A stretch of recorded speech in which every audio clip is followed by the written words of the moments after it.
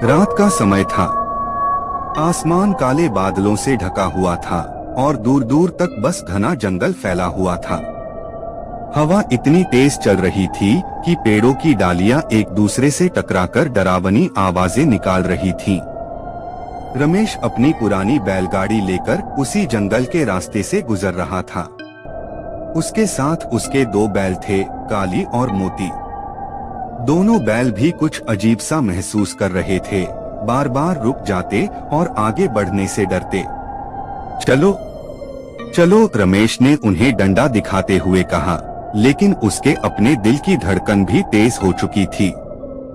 गांव में लोगों ने उसे कई बार चेतावनी दी थी, उस जंगल के बीच वाले रास्ते से रात में मत जाना, वहां पेड़ वाली चुड़ैल रहती है। रमेश इन बातों पर विश्वास नहीं करता था, लेकिन आज माहौल कुछ अलग था। अचानक बैलगाड़ी अपने आप रुक गई। क्या हुआ? रमेश ने घबराकर चारों तरफ देखा। चारों ओर सन्नाटा, इतना गहरा कि उसकी अपनी सांसों की आवाज भी उसे डराने लगी। तभी एक धीमी सी हंसी सुनाई दी।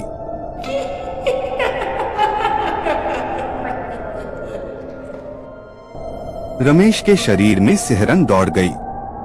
उसने ऊपर देखा, सामने एक बड़ा पुराना बरगद का पेड़ खड़ा था। उसकी जटाएं नीचे तक लटक रही थीं और उन्हीं जटाओं के बीच कुछ हिल रहा था।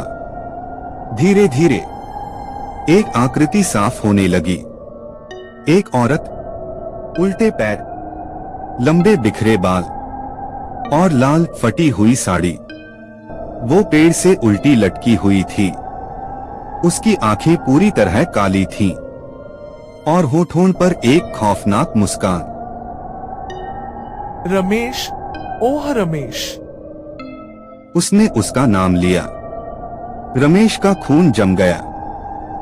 तुम मेरा नाम कैसे जानती हो?